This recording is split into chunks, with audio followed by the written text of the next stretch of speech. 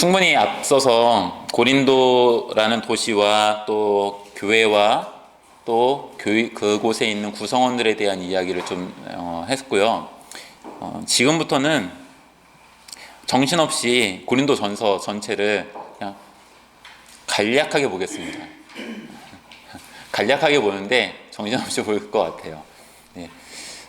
제가 이 2시간 혹은 2시간 반 요 정도 되는 시간 가지고 이것을 전부 다 세세하게 말하는 거는 사실 불가능한 것 같아요. 그냥 여러분 소리 내어서 읽어도 요거 1시간 반 정도 걸릴까요? 네, 그렇죠. 그냥 읽기만 해도. 근데 그것을 다 일일이 해석하고 설명하면은 며칠 걸릴 것 같아요. 그래서 그런 건 불가능하고, 그래서 많은 부분 제외를 하고, 그리고 산책을 하는데 대부분 앞에만 조금 제대로 하다가 뒤에는 뭐 하나도 못하고 끝나는 경우들이 많다고 제가 들었는데, 저는 제 그냥 목표는 정해진 시간 안에 대략 전체 그림 정도, 큰 그림 정도만 그리자라는 게 제 목표입니다. 그래서 오늘도 그 선에서 말씀을 드리겠습니다. 그리고 글쎄 뭐 앞으로도 어떻게 될지 모르겠는데 저는 강의 자료를 그렇게 많이 드리진 않을 것 같아요. 기껏해야 오늘 나눠드린 정도. 뭐 이거 사실 제 블로그에 있는데 블로그에 있는 거 그대로 다 보여드리는 거거든요. 그러니까 누구나 지금 오늘 현장에 못 오시고 줌으로 하시는 분들도 마찬가지로 제 블로그에 있는 거 보시면 다운받아서 보시면 되겠습니다. 고린도 전서 그 가이드 맵이라고 제가 해놨는데 그 정도만 볼 거예요. 그냥 세세하게 보진 못해요. 하지만 여러분들이 이거 보시면서 그냥 필기하실 거 좀 메모하실 거는 좀 적으시는데요. 뭐 사람마다 달라가지고 잘 모르겠습니다. 저는 그렇게 필기를 잘하는 스타일은 아니에요. 필기를 중요하게 생각하진 않아요. 근데 제 경우는 그냥 잘 듣고 그냥 좀 기억 다 못해도 상관없으니 그냥 한번 잘 들어서 이해 정도만 해보시라. 그리고 오늘 참석하신 모든 분들은 제가 이제 지메일 주소를 알려주시면은 이제 요거 다음 주 화요일 정도에 월요일 내지 화요일 정도에 이제 영상 편집하고서 제 유튜브로 올리고 보내드릴 거예요, 주소를. 그래서 비공개로 합니다. 그래서 검색에서는 안 나오고요. 제가 보내드린 그 링크를 통해서만 들어갈 수 있고, 또 저한테 보내신 메일이 있는 것. 그러니까 두 분이신데 한 분 거 딱 해가지고 내 걸로 받았으니 같이 봐도 되겠다고 해서 했는데 안 돼요. 자기 유튜브로만 볼 수 있는 거예요. 본인 유튜브로만. 그래서 다 남겨주시면 좋겠습니다. 남겨주시면은 제가 그거 다 일일이 보내드리도록 할게요. 그래서 모든 산책은 다 그렇게 하려고 합니다. 그래서 한 달 묵상하는데 일주일, 그러니까 편집하고서 일주일 정도 이제 서버를 오픈할 거거든요. 예, 그래서 보실 분들은 그렇게 보시라고. 아셨죠? 근데 사실은 일주일 안 하고요, 더 할 거예요. 그렇게 없어진다는 얘기잖아, 일주일 지나면. 아니, 없어지진 않아요. 그냥 여러분 이메일 주소를 제가 빼면은 못 보시는 것 뿐이고, 예, 넣으면 볼 수 있는 거예요. 근데 지난 시편 하박국도 제가 일주일이라고만 광고를 했어요. 일주일만 볼 수 있습니다. 왜냐면 빨리 봐라고. 그렇죠. 예. 예. 안 보니까 안 봐요. 내일 보지, 모레 보지. 네, 안 봐요. 그리고 또 이렇게 신청하신 분들 가운데는 현장에 오신 분도 있고 또 줌으로 실시간으로 하신 분도 있지만은 나중에 영상으로 보겠다 하신 분도 있거든요. 그래서 그분들한테도 하는데 사람이 바쁘다 보면은 못 보잖아요. 사실 여러분 이 자리에 왔으니까 또 실시간으로 앉아서 하니까 그냥 듣는 거지. 앞에 아마 제가 하면서 저런 이야기 왜 하는 거야 도대체 하고 생각할 수 있지만 그거 다 듣고 나니 결국에는 그것이 나중에 이해하는데 밑거름이 되잖아요. 근데 억지로라도 앉아있으면 되는데 이제 영상으로 보면은 저도 그렇지만은 1시간짜리면 1시간 다 안 보잖아요. 스킵 뭐 이렇게 다 건너뛰거나 그러죠. 예.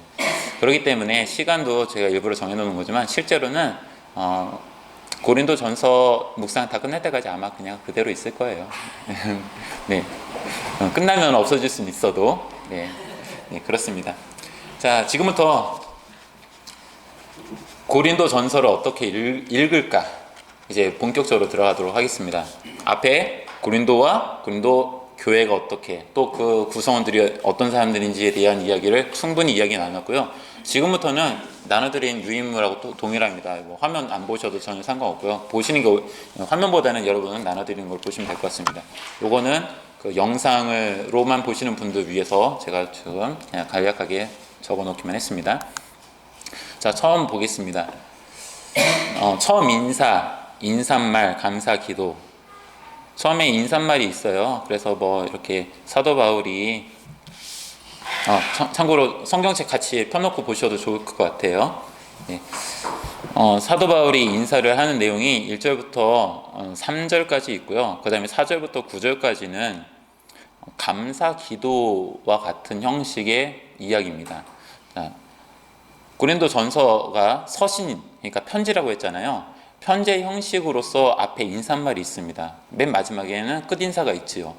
하지만 그 인사말 다음에 감사 인사가 있어요. 감사 기도, 감사의 글. 근데 이것도 마찬가지로 일정한 서신의 형식 가운데 있어요. 그래서 다른 것들을 봐도, 다른 서신서들을 봐도 처음에 이렇게 감사 기도하는 내용들이 등장을 합니다. 그러니까 내용의 어떤 좀 차이, 내용이 조금 다르고 분량의 차이는 있어도 이런 내용들이 들어가거든요. 그러니까 이것도 서신의 한 형식이라고 보시면 되겠습니다. 그런데 여기서 조금 생각해 볼 것은 이런 거예요. 그냥 간단히 보면, 자, 5절을 한번 볼까요? 성경책 5절을 보시면, 1장 5절을 보시면은, 이는 너희가 그 안에서 모든 일, 곧 모든 언변과 모든 지식의 풍족함으로. 자, 그리고 7절, 너희가 모든 은사의 부족함이 없이. 그리고 8절에 보면은 주께서 너희를 우리 주 예수 그리스도의 날에 책망할 것이 없는 자로 끝까지 견고하게 하시리라. 이렇게 되어 있죠. 아까 앞서서 이야기했던 것들을 여러분 좀 잘 생각해 보세요. 사도 바울이 고린도 사람들을 향해서 너희의 모든 언변과 모든 지식이 풍족하다라고 이야기하죠. 그것이 너희 참 좋은 사람들이야 라는 것만은 여기에는 조금 다른 뉘앙스가 깔려 있는 거예요. 너희가 어떤 사람인지 내가 알고 있어. 너희가 모든 지식, 모든 언변이 참 뛰어나. 그래, 맞아, 그건 인정할게. 뭐 이런 거죠. 그리고 너희의 모든 은사에 부족함이 없이, 너희가 모든 은사에 부족함이 없이, 그러니까 은사가 충만하다라는 거죠. 근데 여기서는 이제 나중에 나오지만 그들이 더 강조했던 은사가 있죠. 그리고 바울은 이제 8절에서 아까 본 것처럼 우리 주 예수 그리스도의 날에, 우리 주 예수 그리스도의 날이 언제입니까? 재림하시는 날. 그렇죠. 그 재림은 아까 말했던 종말론에 대한 관련이 되는 거거든요. 그러니까 사도 바울은 주님께서 오시는 날이 있다라는 것을 말하는 거예요. 앞에 너희들은 이렇게 말하고 너희는 이렇게 생각하고 너희는 이렇게 살아가지만 주님께서 오시는 날이 있다라는 뉘앙스를 먼저 이 감사의 기도 안에 넣었습니다. 그렇다고 한다면 바울의 이 감사 기도가 진짜 감사일까 아니면 약간의 비아냥일까 잘 모르겠어요. 하지만 비아냥까지는 아닐 것 같아요. 그러니까 왜냐하면 이제 우리가 보면서 알겠지만은 사도 바울이 고린도 교회 안에 있는 그들이 행하는 생각하는 그런 것들이 완전히 잘못된 거냐? 물론 잘못된 것도 있어요. 하지만 어느 부분은 인정해 줄 수밖에 없는 것들도 있는 거예요. 그러니까 건전한 생각 안에서 인정이 되는 것들도 있어요. 예를 들어 우리 은사 무시하나요? 무시하지 않죠. 하지만 그 중에서 무엇 하나를 더 강조하는 그 사람들의 그거는 잘못된 거다 이거죠. 지식, 지혜 있어야 되나요? 없어야 되나요? 있어야죠. 하지만 그들이 말하는 철학적인 지식과 지혜냐? 아니면 하나님이 주시는 지식과 지혜냐? 이 차이가 있는 거죠. 그러니까 사도 바울이 이 감사 기도에서 말하는 것은 결코 부정적인 것은 아니다. 그러나 그 안에 뼈가 있다. 이렇게 생각하시면 좋을 것 같습니다. 자, 다음으로 넘어가겠습니다. 1장 10절부터 6장 20절까지는요. 사도 바울이 다른 고린도에서 온 어떤 사람들에 의해서 고린도 교회에 대한 이야기를 들었어요. 그것에 대해서 언급을 하는 겁니다. 1장 10절부터 6장 20절까지는 그 다음에 그 뒤에 6장 21절 그 뒤에 그게 6장 몇인가요? 7장인가요? 거기부터는 7장부터죠. 7장 1절부터 16장 12절까지는 고린도에서 보내온 편지가 있는데 그 편지에 사도 바울에게 질문한 내용들이 있었던 거예요. 그것에 대한 내용들과 사도 바울이 갖고 있었던 어떤 다른 문제들을 복합적으로 설명한 것이 뒤의 이야기예요. 그래서 약간은 구분되어 있습니다. 앞에 있는 것과 뒤에 있는 것. 과연 이것을 뭐 학자들은 한꺼번에 다 썼느냐 아니면 따로따로 썼느냐 이런 것까지 보지만은 어쨌든 그런 거 상관없이 사도 바울이 이 편지를 보낼 때 그것들을 한꺼번에 모아서 보낸 건 확실한 것 같아요. 그래서 복합적인 이야기들이 있고 때로는 약간은 중복되는 것 같은 느낌이 들 수도 있어요. 그러나 그 가운데서도 흐름은 분명히 있다. 이렇게 말씀드리겠습니다. 먼저 들린 소식에 대한 첫 번째 답변을 먼저 보겠습니다. 고린도 교회를 주도하는 이들의 정치에 대해서 1장 1절부터 4장 21절까지의 사도 바울이 언급을 하는데요. 이런 것들이 있어요. 먼저 교회 안에 분쟁이 있다는 거예요. 분쟁. 그런데 그 분쟁이 어떤 분쟁이냐? 파가 4개의 파가 존재한다라고 하죠. 첫 번째는 바울파, 두 번째 아볼로파, 세 번째 게바파, 네 번째 그리스도파.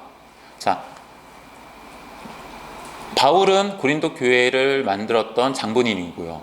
아볼로는 바울이 갑자기 떠나고 난 이후에 이 고린도 교회를 지도했던 지도자로 생각이 되고요. 게바는 그러니까 베드로가 진짜 이곳에 왔느냐 안 왔느냐는 뭐 분명하게 언급되어 있거나 아니면 나타난 자료들이 없어요.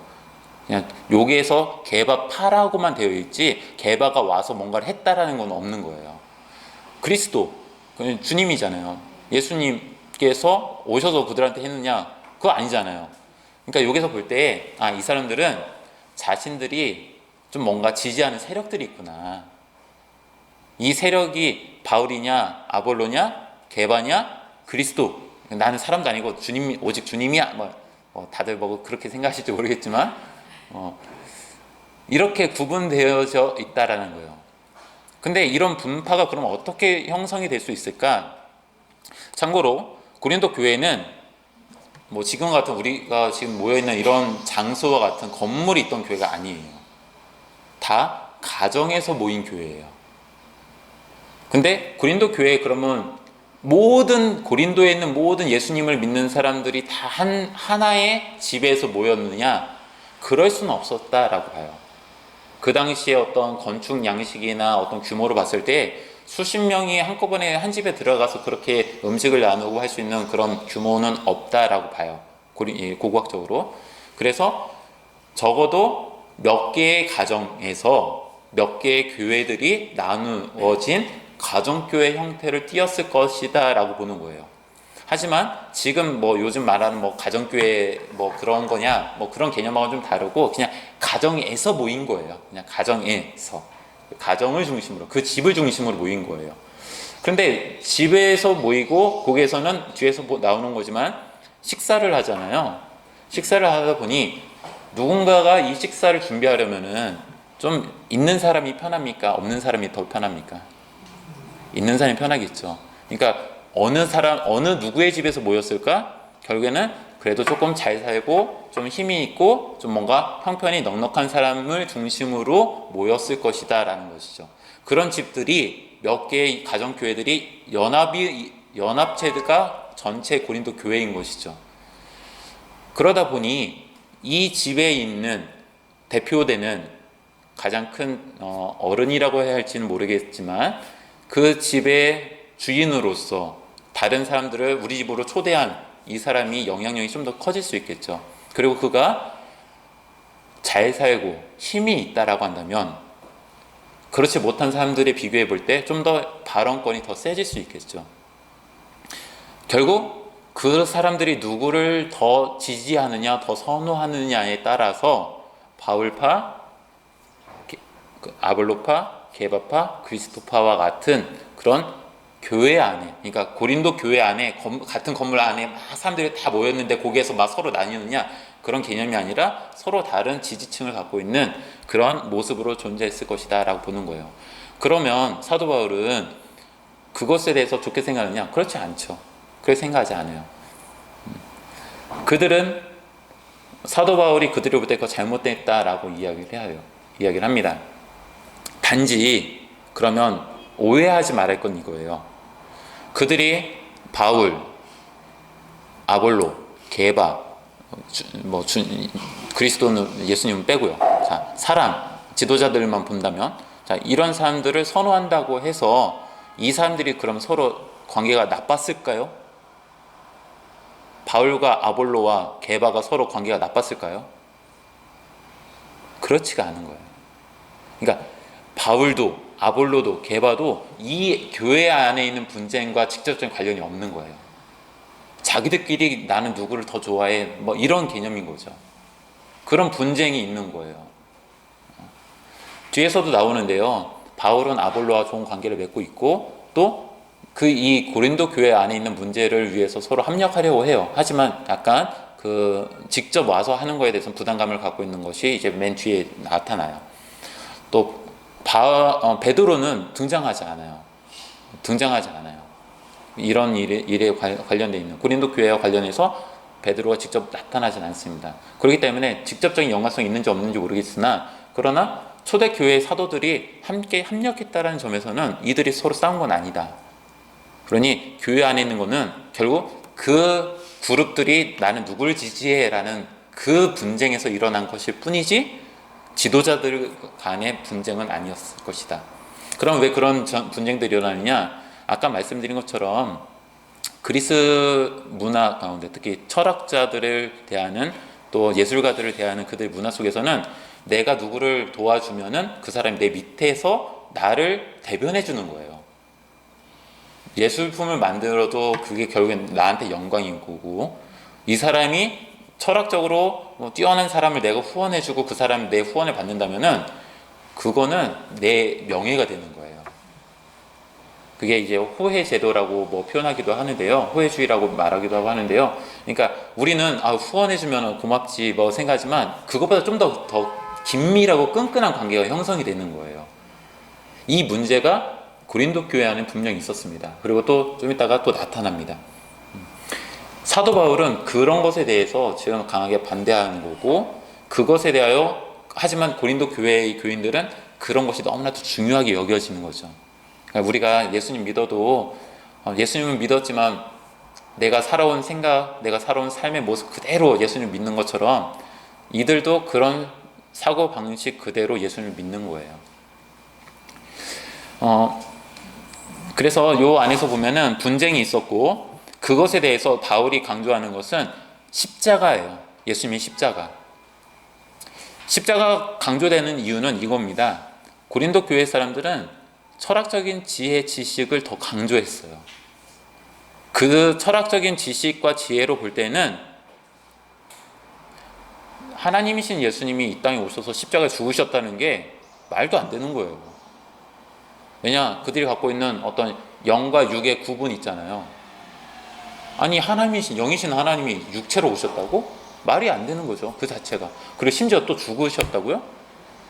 말이 안 되는 거죠. 그들의 생각으로는 그 십자가 이해되지 않아요. 그렇기 때문에 그것을 무가치하게 여겨요. 예수님을 믿음에도 불구하고 그렇게 여기는 거죠. 근데 그것에 대해서 사도 바울은 이야기하는 거예요. 그것이 너희한테는 미련해 보이지만 그게 하나님의 능력이고 하나님의 지혜다라는 거예요. 사람의 철학으로 하나님의 지혜를 뛰어넘을 수 없다라는 것이 바울이 이 단락에서 가장 중요하게 말하는, 강조하는 것입니다. 그래서 성령을 통해 계시된 하나님의 지혜에 대해서 또 이야기를 하는 거고요. 네 번째, 너희가 신령한 자라고라고 제가 표현을 했는데 이런 거예요. 거기에 보면은 교회 안에 있는 파벌들에 대한 이야기가, 아까 그 4개의 파벌에 대한 이야기가 나오고요. 교회에 대한 3가지 이미지가 연속해서 나옵니다. 밭의 일꾼들, 그 다음에 건축하는 자들, 또 성전과 관련된 이야기들입니다. 이것들이 뭐냐면은 파벌들이 있다고 그랬죠. 근데 사도 바울은 이렇게 이야기해요. 나나 바울이나 아볼로나 게바가 진짜 왔다 갔다 했을지 그건 알 수 없지만, 그러나 그 유대 예루살렘을 중심으로 한 곡에서는 베드로의 영향이 컸기 때문에 분명히 흘러왔을 거예요. 그다음에 그 안에도 유대인 출신의 기독교인이 있었으니까, 그러니까 모르진 않았을 거예요. 그러니까 그런 사람들이 다 누구냐? 밭의 일꾼에 불과하다. 서로 그 밭을 위하여 일하는 일꾼에 불과하다. 하나의 건축물을 건축하는 그런 건축하고자 하는 사람들에 불과하다. 너희가 성전인데 그 성전을 위해서 수고하고 애쓴 사람들에 불과하다. 그런데 왜 너희 가운데 그런 사람들을 가지고 누가 더 좋고 누가 더 낫네, 누구는 아니네, 뭐 이렇게 말할 자격이 뭐가 있냐라는 비판을 하는 거죠. 그래서 그 동그라미 세 번째 보시면은, 모든 사역자들은 너희의 것이다. 나도 바울도 아볼로도 베드로도 다 너희를 위해서 존재하는 것이다. 그리고 너희는 하나님의 것이다. 자, 여기서 보시면은 그러니까 예를 들어 이런 거죠. 어느 교회 목사님이 있으면은 그 목사님의 성도들이 있잖아요. 그러면 그 성도들은 누구의 것입니까? 하나님의 것이어야죠. 근데 때로는 마치 목사의 것 마냥 취급되는, 그렇게 인식되어지는 경우들도 있잖아요. 그걸 의도하진 않았을지언정 그렇게 보여질 때가 있죠. 근데 지금 고린도 교회는 마치 사람이 일꾼에 불과한 사람들이 더 중요하게 여겨지는 것처럼 지금 그렇게 인식하고 있는데 그거 아니다라는 거예요. 우리는 일꾼에 불과하고 너희는 하나님의 것이다. 그 관계를 분명히 해라. 이 이야기를 하는 겁니다. 그리고 가로 다섯 번째, 고린도 교회 안에 있는 잘못된 신학적 문제를 교정하기를 원한다라고 이제 사도 바울은 이야기를 해요. 그래서 내가 가고 싶지만 아직은 아니고 그래서 디모데를 보낼 거다, 이런 이야기들을 오고 가죠. 그런 이야기가 이 첫 부분에 나옵니다. 자, 여기에서 아까 처음에 말씀드렸던 고린도 지역에서 만연되어 있던 어떤 생각들, 그런 것들이 고린도 교인들 안에 많이 이렇게 드러나고 있다. 그러나 그것이 사도 바울이 볼 때에는 결코 건강한 신학이 아니다라는 거예요. 그러면 이단인가요? 아직 이단까지는 아닌 거예요. 이단까지 그런 건 아니에요. 하지만 그들의 생각이 건전하지 못한 건 분명하다. 그렇기 때문에 사도 바울이 그것을 교정해 주려는 목적이 있어요. 교정. 그러니까 가르침과는 좀 다른 거예요. 마태복음 같은 경우에는요, 예수님에 대한 이야기를 아주 교리적으로 이렇게 잘 가르치고자 하는 어떤 의도가 있어요. 그래서 되게 세세하게 더 정확하게 뭔가를 말하려 하는 그런 흐름들이 보여요. 마태복음 안에는요. 그래서 마가복음하고는 좀 다른 느낌이 드는데, 어떤 교육을 목적으로 기록한 마태복음과 논쟁을 하기 위해 자기 주장을 핀 이 서신, 지금 우리가 보고 있는 고린도 전서는 좀 다르다. 그래서 그 목적이 분명하게 여긴 담겨 있는데 가르침보다는 교정이다. 잘못된 것을 바로 잡고자 하는 사도 바울의 의도가 여기 담겨 있다라는 걸 다시 한번 말씀드립니다. 넘겨보겠습니다. 두 번째, 자칭 신령한 자들이 끼친 교회 공동체의 심각한 문제들이 나열되고 있습니다. 나열될 때 각각의 문제처럼 보여져요, 우리가 볼 때는. 그러나 이 안에서도 충분히 하나의 흐름을 찾아볼 수 있어요. 첫 번째는 음행한 자를 징계하지 않는 것에 대한 이야기예요. 음행한 자를 징계하지 않는 것. 정확하게 이 사건이 어떻게 있고 어떤 문제를 일으켰고에 대한 것은 알 수 없어요. 왜냐하면 사도 바울은 그것을 전제로 깔고서 이야기를 하는 거잖아요. 그런 것을 있다는 걸 내가 들었어 라고 하고서, 그렇기 때문에 그것을 이야기하는 건데, 음행한 자를 교회가 징계하지 않는다는 거예요. 사도 바울은 여기에서 이런 표현을 해요. 내가 이미 먼저 보낸 서신에서 언급한 것들이 있었다. 거기에서 음행한 것을 멀리하라는 이야기를 해요. 그러니까 지금 고린도 전서를 쓰기 전에 먼저 고린도 교회에 보낸 서신이 이미 있었어요. 근데 그거는 알려지지 않았기 때문에 나타나지 않아요. 몰라요, 우리는. 하지만 고린도 전서를 첫 번째 편지로 이제 표현을 하는데 이게 첫 번째냐, 순서상 첫 번째냐, 그건 아니에요. 우리가 갖고 있는 것 중에 첫 번째일 것이지 진짜 첫 번째는 아닌 거예요. 그 앞에 뭔가 더 있었던 거죠. 자, 거기에서 음행한 자에 대한 징계를 하라라고 했는데 고린도 교회는 그걸 안 했던 거예요. 왜 하지 않았을까? 그거는 우리가 좀 그냥 약간 추측을 해볼 수 있는 거지, 추측을 해야만 하는 건데요. 음행한 자가 교회 안에 와가지고 그것을 자랑하죠. 그것이 세상에 있는 그런 문제가 아니라 더 심각한 문제인데, 여기서 사도 바울은 이방인 중에도 이런 건 없다라고 했죠. 아까 앞에서 설명드렸는데 고린도 교회가 보편적인 로마 사회의 그런 성문화를 깔고 있었다라고 한다면, 그래서 폼페이의 유적에서 발굴된 어떤 그런 좀 만연된 성문화가 이 안에도 있었다라고 한다면 그것도 사실 되게 심각하게 보일 수 있는데, 그것보다 더 심각한 문제가 교회 안에 있다라고 지적하니 이건 완전 심각한 거겠죠. 사도 바울이 그런데도 불구하고 그것을 징계하지 않는 교회에게 책임을 묻고 있는 거예요. 그 음행한 것을 한 사람에게 너 잘못했어 라고 말하는 게 아니라 그 잘못한 사람을 징계하지 않는 교회에게 지금 이야기하는 거예요.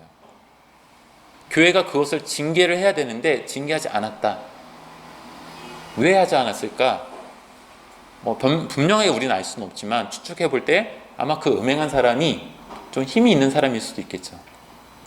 아까 말한 것처럼 교회 가정에 이제 하나의 교회가, 조그마한 교회 그룹이 한 가정에서 모였을 때에 좀 더 힘있고 부유한 사람들이 그랬다라고 한다면 누가 함부로 그 사람들한테 그렇게 말을 할 수 있겠습니까? 그 분위기 속에서, 아주 가부장적인 것 같은 그런 분위기 속에서 결국 그 음행한 사람들이 누구냐라고 짐작해 볼 때 결국 교회 안에 지도자, 교회 안에 힘 있는 사람일 가능성이 높은 것이죠. 그렇기 때문에 그것을 징계하지 않는 교회가 책임이 있다라고 얘기하는 거예요.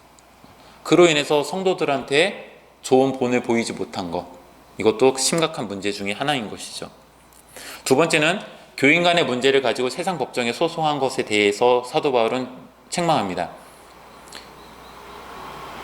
현재 시점에서 현재 우리는 교인들 간의 소송 법정에 가져갑니까? 안 가져갑니까?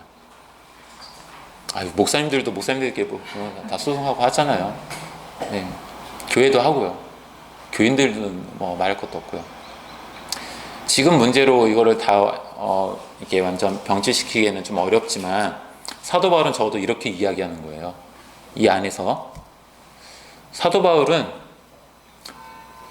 종말의 때가 올 거라고 믿었던 사람이에요. 그리고 그 종말의 때, 주님께서 다시 오시면 세상이 바뀌는데 그때는 심판이 있을 거다라고 생각했어요. 먼저는 믿는 자들을 향한 심판도 있겠지만은 믿지 않는 자들을 향한 심판도 있을 거예요. 그때 사도 바울이 생각할 때는 믿지 않는 자들의 심판의 자리에는 우리가 재판관과 같이 그들을 재판해야 되는 위치에 설 것이다. 하다못해 증인 역할이라도 해야 될 것이다. 이렇게 생각하는 거예요. 그런데 그렇게 보면은 예수님을 믿는 이 신자들은 세상에서 법정이 아닌 하나님의 법정에 서서 그 정의를 외쳐야 되는 사람들인데, 이 하나님의 정의의 법정이 아닌 세상 법정에, 그것도 자기들이 재판하는 자리가 아니라 재판을 받는 위치에 선다는 것은 부끄러운 일이다라는 거예요. 그리고 이런 문제를 교회 안에서 스스로 해결하지 못하는 것도 심각한 문제다라고 이야기하는 거예요. 우리 생각과는 좀 많이 다르죠. 우리는 교회가 이런 거 껴들면 안 된다라고 생각하는데, 괜히 교회 안에서 누군가 있을 때 누구 편 들면은 그 심각한 교회 문제가 다가올 거다 생각해서 그런 거 하면 안 된다고 생각하는데, 오히려 세상 법정에서 처리해 주길 바라 그런 심각한 문제들 같은 경우에는 그렇게 생각하는데, 사도 바울은 그렇게 생각하지 않는 거예요. 교회 안에서 그것을 먼저 스스로 해결해야 될 능력이 교회 안에 있어야 된다고 이야기하는 거죠. 세 번째, 지금 여성과 관계 맺는 교인들을 향해서 표현이 뭐 다 아시죠? 매춘부와 같은 그런 그러니까 그런 곳에 드나드는 교인들이 있다는 거예요. 물론 그 로마 시대에 아주 그런 어떤 성행위가 난잡하게 이루어졌는가, 뭐 그건 완전히 우리가 알 수는 없어요. 왜냐하면 많이 없어진 것인지 아니면 좀 너무 왜곡된 것인지 알 수는 없지만, 그러나 성적인 어떤 의식 자체가 높지는 않았다라는 것은 분명하고요. 하지만 직업 여성들과 이러니까 그런 윤락가가 일반 주택가에 있지는 않았던 것 같아요. 그러니까 좀 몰려 있었던 것 같아요. 여기 순천이나 광양 뭐 이런 데도 그런 데가 있나요? 전 잘 모르겠는데, 저는 대전에서 이제 주고 살아와가지고 대전에 보면요, 지금은 없어졌어요. 저기 어느 한 지역에 길이 있어요. 근데 그 길은 저녁 시간 딱 지나면은 청소년 출입 불가한 지역이 있어요. 제가 어렸을 때만 해도. 그래서 거기부터 한 몇백 킬로, 아니 몇백 미터 정도 되는데 그 길이 거기가 다 사창가인 거예요. 그래서 홍등가라고 옛날에 만도 있나요? 예. 지금 많이 약하죠. 예. 저희 대전 같은 경우도 좀 오래됐는데 이제 거기 다 없애고 다 나가고 했지만 개발이 안 되죠. 우선은 이미지가 안 좋고, 그래서 그냥 그 자리가 그대로 남아 있어서 지금 다른 가게들이 들어와 있지만은 그런 곳이 있었어요. 아마 여기 또 직업 여성들이 몰려 있는 장소도 있었을 거예요. 그러니까 아무데나. 시장 그쪽에 있었어요. 요 동네에서요? 그래요? 지금 네. 많이 약하죠. 네, 지금은 법으로 다 해서 숨어들었겠죠. 네. 그런 것처럼 여기 또 뭔가 그런 거리들이 활성화된 곳들이 있었을 거예요. 근데 그런 곳을 드나드는 사람들이 보이는 거죠. 교인들 가운데. 이것이 개인의 문제로 사도 바울은 보느냐, 그러니까 개인의 어떤 성윤리로 보느냐? 아니에요. 자, 이 단락, 음행하는 자를 징계하지 않는 것, 교인 간의 문제를 세상 법정에 대하여 소송하는 것, 지금 여성과 관계 맺는 교인들을 향하는 이 모든 이야기들이요, 사도 바울의 눈에는 다 동일하게 교회와 관련된 거예요. 한 사람의, 한 개인의 일탈 행위가 아니라 그것을 교회가 바로잡지 못하는 것에 대한 강한 책망을 하고 있는 거예요. 그것이 한 사람의 일탈 행위를 교회가 제대로 징계하지 않기 때문에 그로 인해서 다른 성도들 간에 그런 어떤 성윤리나 어떤 세상 법정에 서는 것을 무감각해 하는 이런 것들이 교회 안에 만연해지는 것에 대하여 사도 바울은 비난하고 있는 것입니다. 네. 이 단락을 좀 보실 때 그런 관점에서 사도 바울이 말하는 것이 무엇인지를 좀 보시면 좋겠습니다. 이 이야기가 그 다음에 이어지는 고린도 전서에 나오는 이야기들과 되게 잘 어울려요. 그 주장이. 먼저 결론을 말씀드리면 이거예요. 개인의 이야기 같지만 사도 바울은 개인의 이야기로 취급하지 않고 교회와 관련하여 덕을 세우는 데 더 중요하다라고 이야기해요. 교회 공동체를 아끼는 사도 바울의 마음이 고린도 전서 안에 처음부터 끝까지 다라고 해도 과언이 아닐 정도로 담겨 있습니다. 그것을 읽어내야 되는데 우리 사회가 개인주의적인 사회 속에 살다 보니 개인의 문제로만 읽혀지지만 사도 바울은 그렇게 보지 않았다라는 것이죠. 그것을 조금 잘 생각하시면서 또 따라가면 좋겠습니다. 넘겨서 지금부터는 고린도 교회가 편지로 질문한 문제들에 대하여 사도 바울이 이제 답변하는 내용들입니다. 그래서 좀 더 내용이 많고요, 복잡합니다. 복잡하지만 그냥 좀 간략하게 좀 보도록 하겠습니다. 7장은 결혼과 관련된 이야기들에 대한 질문에 대한 답이에요. 7장 전체가 40절로 구성이 되어 있는데 내용이 되게 많고 조금 모호한 부분들도 있어요. 그런데 여기에서 공통된, 전체적으로 볼 때 각 사례들의 공통된 결론은 이거예요.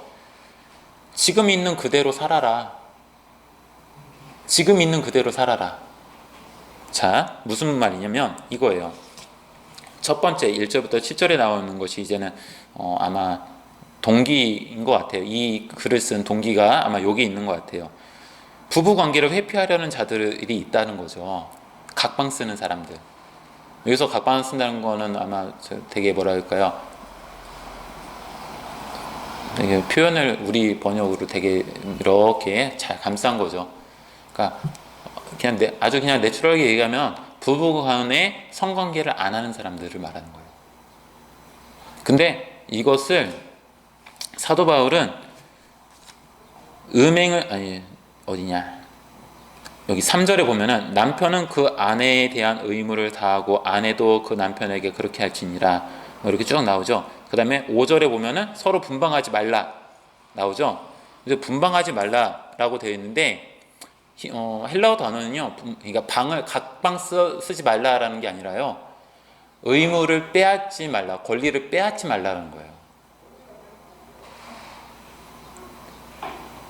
그러니까 사도 바울은 지금 이야기하는데요, 각방 쓰는 문제가 아니라 부부간에, 그러니까 남편이 또 아내가 서로 간에 부부관계에서 합법적으로 합당하게 누릴 수 있는 그 권리를 다른 목적으로 빼앗지 말라. 근데 그 목적이 뭐냐?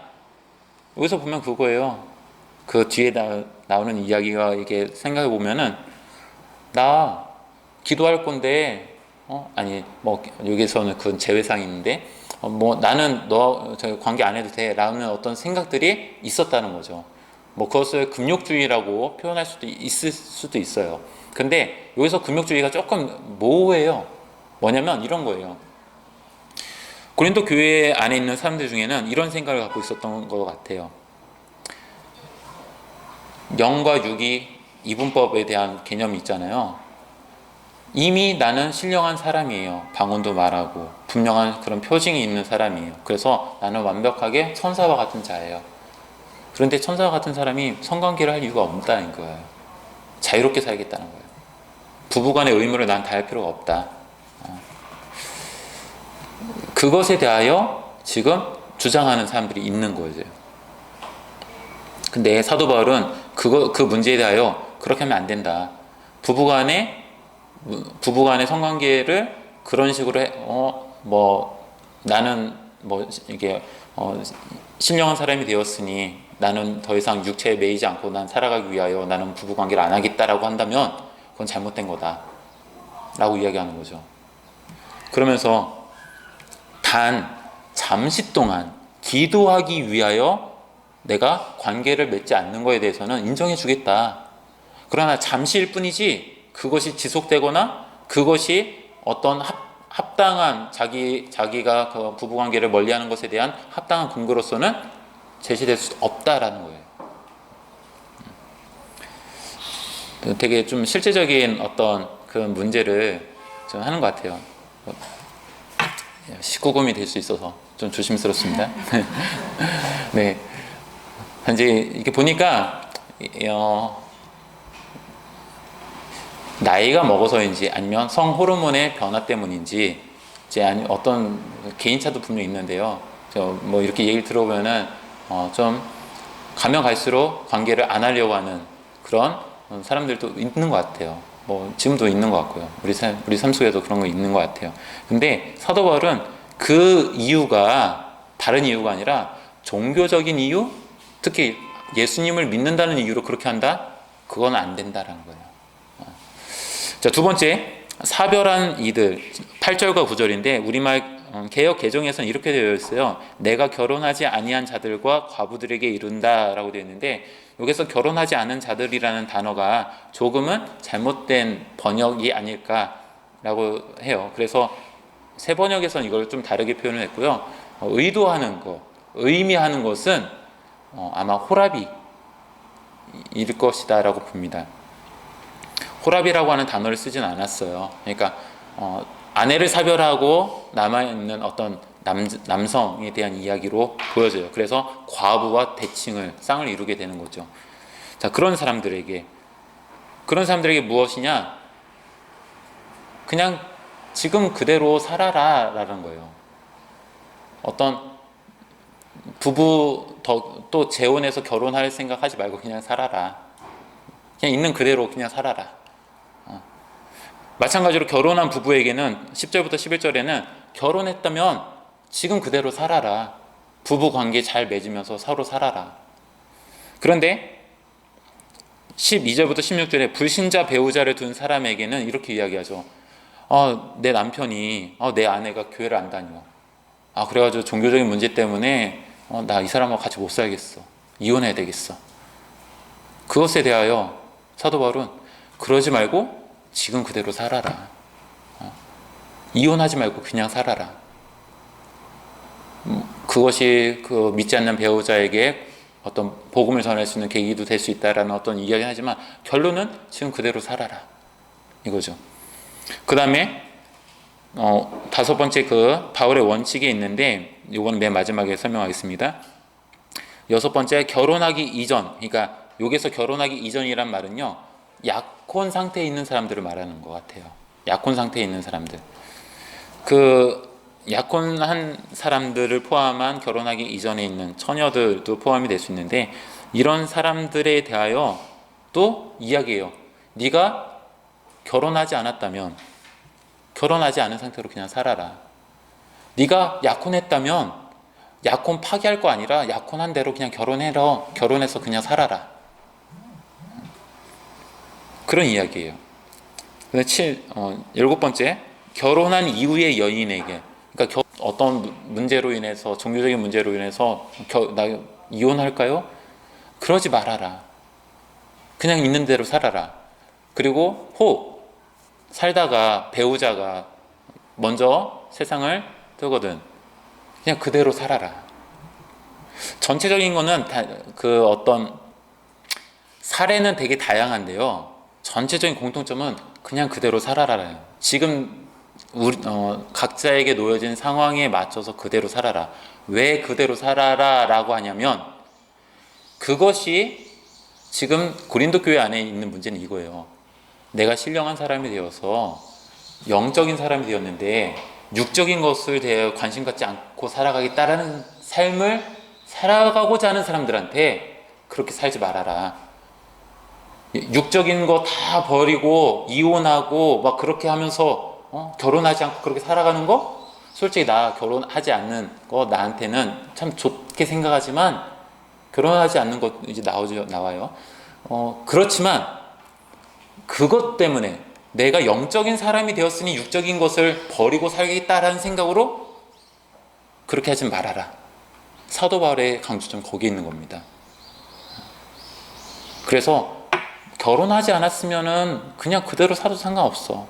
하지만 결혼한 상태라면은 그 관계 속에서 살아가는 게 더 중요한 거야.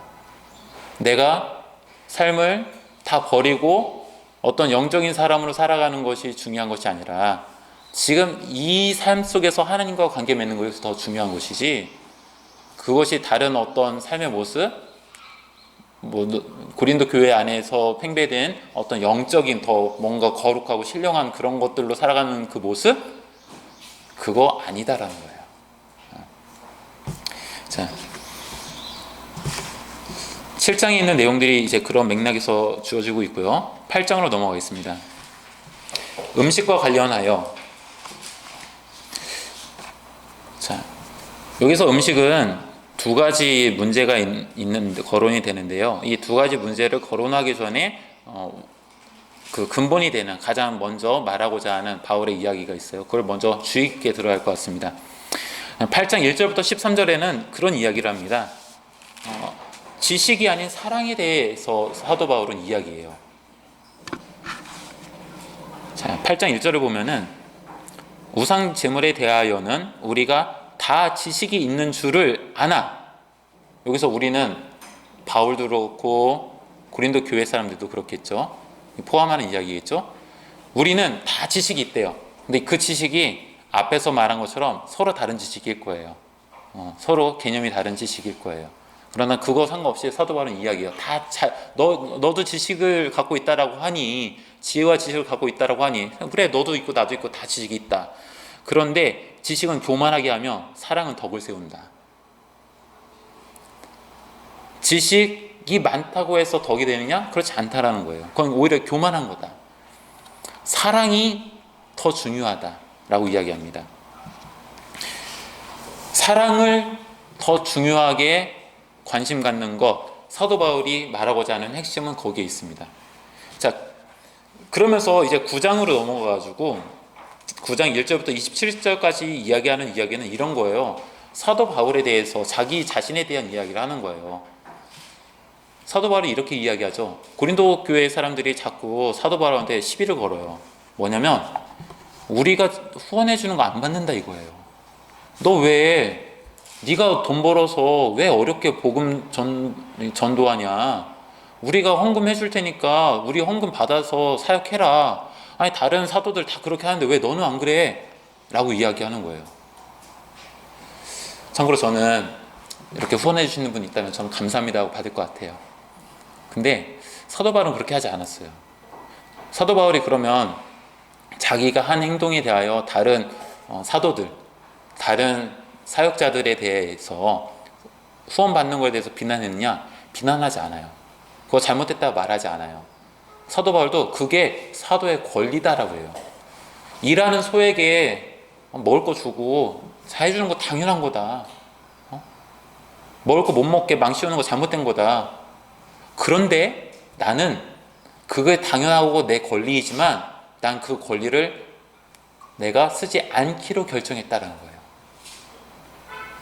내가 그것을 쓰지 않음으로써 나는 나한테 주어지는 상급이 있다는 거예요.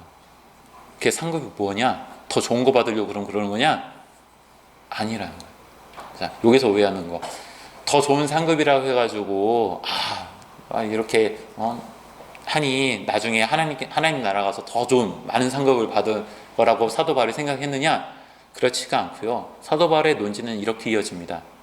내가 어느 사람에게든지 헬라인이면 헬라인에게, 또 유대인이면 유대인에게, 또 갇힌 자면 갇힌 자에게, 뭐 노예면 노예에게, 종이면 종이에게, 어떤 사람이든지 내가 그 사람들의 처지에 그대로 다가가서 나는 그들한테 복음을 전할 수 있다라는 거예요.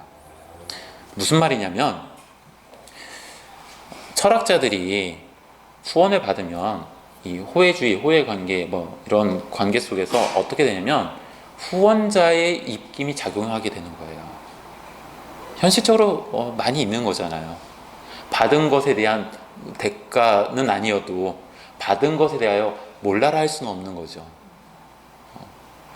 받은 것이 있다 보니 그것에 대하여 부자연스러울 수밖에 없는 일들이 발생하더라라는 거예요. 선교 여행을 다니면서 사도 바울은 모든 사람들을 다 만나는데 그들 가운데는 어떤 사람들은 뭐 민족주의자가 있을 수도 있고요. 아니면 계층 간에 이 고린도 교회는 되게 계층이 되게 심각했을 거라고 짐작하거든요. 그 계층 간의 불화를 당연하게 여기는 사람도 있을 거고요. 그런 사람들의 입김에서 자유롭기 위하여 자기는 너희들이 주는 후원을 내가 받지 않고 내가 직접 일을 해서 내가 선교 활동하는 거다라고 이야기하는 거예요. 그러니 사도 바울이 받는 상급은 무엇이냐? 내가 너희한테 후원을 받지 않음으로써 내가 받는 상급은 내가 자유롭게 누구한테든지 복음을 전할 수 있는 것, 그게 나의 상급이다라는 거예요.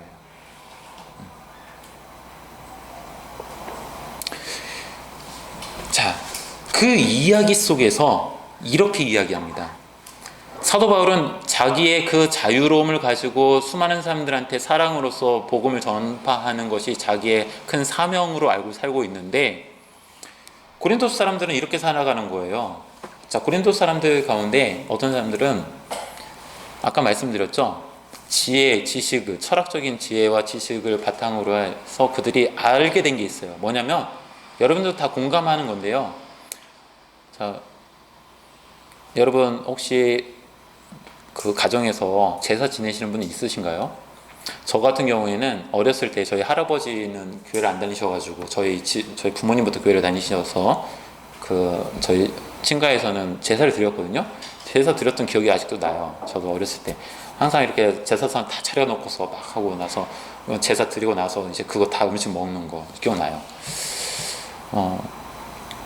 그 음식 먹는 문제예요. 뭐냐면 그 음식을 먹을 때 여러분 그 음식 드셔보셨나요? 혹시 지금도 드시나요? 그 음식 먹을 때 혹 내 안에 이거 귀신한테 바친 재물인데 하면서 나 이거 먹기 싫어 하는 마음 있으신가요? 뭐 그러면 뭐 그거 비난하지 않습니다. 하지만 우리는 알고 있어요. 뭐냐면 그 우상 그 신이라고 하는 실제 그 신이 존재합니까 안 합니까? 안 한다라고 우리는 알고 있어요. 그렇기 때문에 그 신이 와서 먹으라고 놓은 음식이지만 실제하는 신이 없기 때문에 이 음식 이거 우상한테 드린 재물이라 해도 그 의미 없다라는 거죠. 거기에 어떤 신비로운 힘이나 어떤 영적인 힘이 결코 없다라는 것을 알기 때문에 자유로울 수 있는 거예요. 이 자유로움을 고린도 교회 사람들도 알고 있었어요. 그래서 그 음식 먹는 거에 대해서 자유로워요. 사도 바울도 그거에 자유롭게 이야기해요. 그런데 문제는 그 자유로움을 가지고 어디서 먹냐? 신전 제사에서 먹는 거예요. 이방 우상들, 뭐 아프로디테를 섬기는 신전이 거기 있었다 그러고 또 다른 신들이 섬기는 신전들이 그 지역에도 있었는데 그 신전에서 끝나고 그 신전의 예식 가운데 하나가 먹는 거예요. 이제 좀 이따 보면 이제 만찬, 성만찬에 대한 이야기, 주의 만찬에 대한 이야기 나오는데요. 우리 그 예배 가운데 원래 중요한 요소 중에 하나가 먹는 거. 그게 예배예요. 더 올라가면은 그거는 보편적인 거였던 것 같아요. 그래서 예식을 우리는 어떤 행사가 끝나고 난 이후에 친교 목적으로 먹는 거 이렇게 생각하는데 그렇지 않고 먹는 것 자체가 예식 중에 하나인 거예요. 근데 거기에 참석해서 먹는 교인이 있는 거예요.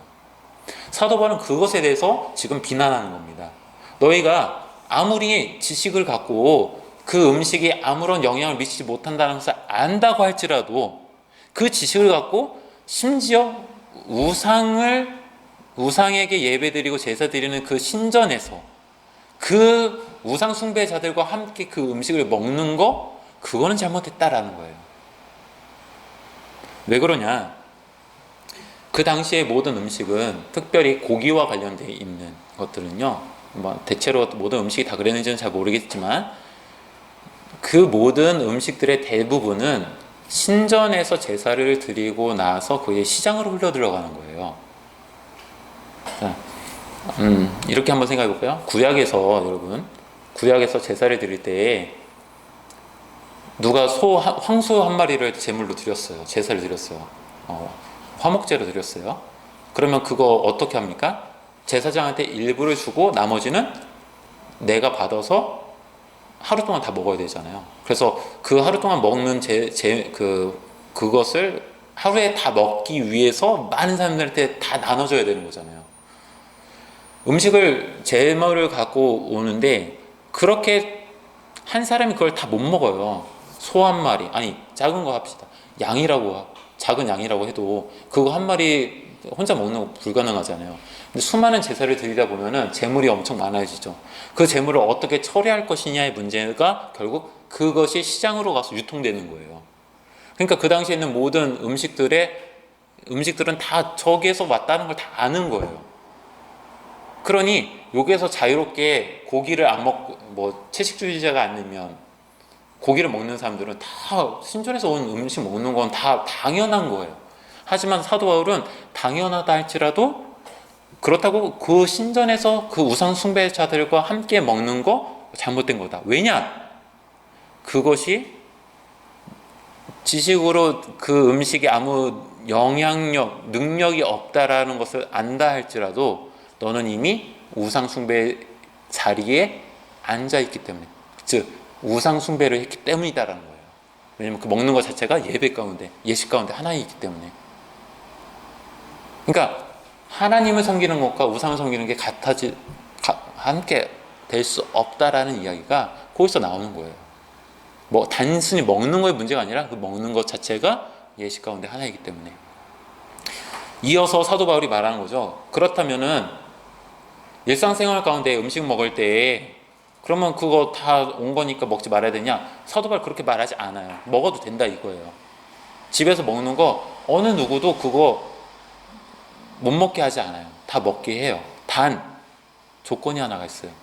누군가가 예를 들어 우리 가족이 아닌 누군가를 초대를 했는데 이 사람이 신자예요. 같은 신자인데 이제 예수님을 알게 됐고 복음을 이제 받아들여서 우리 구성원이 됐어요. 근데 우리 식탁에 이제 우리 집 와서 밥 한번 먹자 해서 와서 먹는데 이 사람이 새로운 신자가 이거 저기 아프로디테 신전에서 나온 음식 아니냐, 거기서 받아온 시장에서 유통된 그거 아니냐, 이런 걸 먹어도 되냐 라고 한다면 먹지 마라 이거예요. 아니 먹어도 된다고 할 때는 언제고 먹지 말아라고 하는 건 뭘까요? 이유를 알아야 되겠죠. 그 모든 것들이 무엇입니까? 사도 바울이 말하는 것은 사랑에 있다는 거예요. 지식이 아무리 많다고 해서 내가 많은 걸 알았다고 해서 그래서 나는 자유로울 수 있지만 내가 자유롭다고 해서 끝나는 것이 아니다라는 거예요. 나와 함께하는 교회 공동체에 있는 구성원들이 하나님 안에서 그 복음을 알고 살아가기 위해서 그가 더 나아가서 그 지식을 언젠간 찾겠지만은 그 찾는 과정 가운데 그들을 보살피고 그들을 감싸는 책임, 거기엔 사랑이 담겨 있는 거고 그 일을 누가 해야 되느냐? 교회가 해야 된다고 이야기하는 거죠. 그런 점에서 사도 바울은 나도 안다. 나 사도의 권리로서 내가 가질 수 있는 거, 누릴 수 있는 거, 다 누릴 수 있는 거 나도 안다. 하지만 내가 그걸 사용하지 않았다라고 이야기하는 거예요. 왜냐? 내가 저 믿지 않는 사람들을 사랑하기 때문에 그들은 복음을 전하기 위해서 내가 누릴 수 있는 걸 내가 하지 않았듯이 너희도 고린도 교회 사람들 가운데 있는 특별히 우상 숭배의 자리에서 음식을 먹는 사람들에게 너희가 안다고 그렇게 하면 안 된다라고 하는 거예요. 일상생활에서 그것이 통용되지 않기 때문이 아니라 다 통용되고 다 알고 있지만 다른 사람들, 교회 공동체의 약한 사람들을 위해서 그렇게 행동하지 마라 라는 메시지가 거기에 담겨 있습니다. 결국 사도 바울이 가장 생각하는 것은 개인의 일탈을 문제를 하는 것이 아니라 교회 공동체를 세우고자 하는 것이 사도 바울의 가장 큰 틀에서 보여지는 것이죠. 자, 가로 세 번째. 세 번째, 교회 예배와 관련하여. 여기선 조금 다른 문제일 수 있는데요. 11장 2절을 보면은요. 사도 바울이 이렇게 이야기를 합니다. 너희가 모든 일에 나를 기억하고 또 내가 너희에게 전하여 준 대로 그 전통을 너희가 지킴으로 너희를 칭찬하노라. 그러니까 사도 바울이 고린도 교회를 세우면서 교회의 어떤 원리들, 어떤 것들에 대해서 알려준 것들이 있어요. 그것에 대하여 교회가 잘 이행하고 있다라고 이야기를 해요. 그것과 관련해서 이 문단이 시작이 되고 있습니다. 근데 거기 다음에 나와 있는 내용을 보면은 이런 이야기가 있어요. 여성에게 수치스러운 것, 여성에게 수치스러운 것에 대한 문제입니다. 우리는 여성에게 수치스러운 문제라고 하면 뭘로 생각하십니까? 여러분이 알고 있는 이 교회에서 많이 듣고 한 거, 여기서 말하고자 하는 그 핵심적인 어떤 사건은 무엇이죠? 많이들 이렇게 생각하시지 않나요? 머리에 쓰는 거. 모르시나요? 자, 여기서 여러분 부르카나 히잡 이런 거 아시죠? 이슬람 문화에서 히잡은 머리에 그냥 두르는 정도라고 하면, 그다음에 부르카 같은 경우는 눈만 빼고서 다 가리는 이런 정도 있죠. 이슬람 문화일까요? 이슬람만의 문화일까요?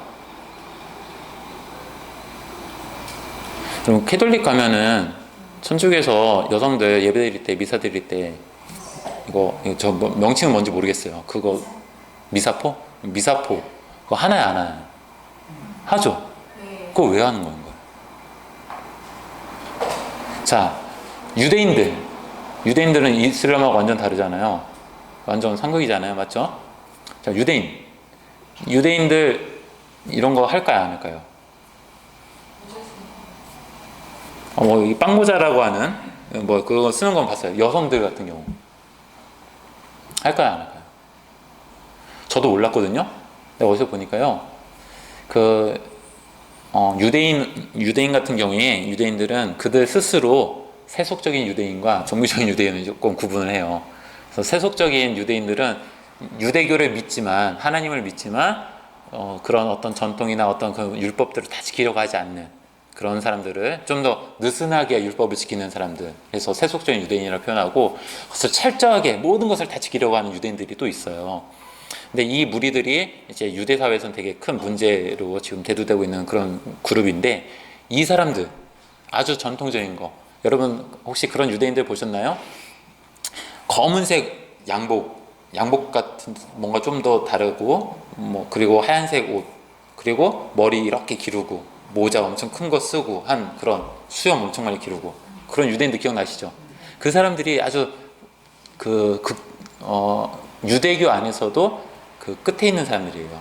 전통적인 것을 수호하고자 하는, 그 사람들은 국가로부터 지원받아서 살아가는 사람들이에요. 일하지 않아요.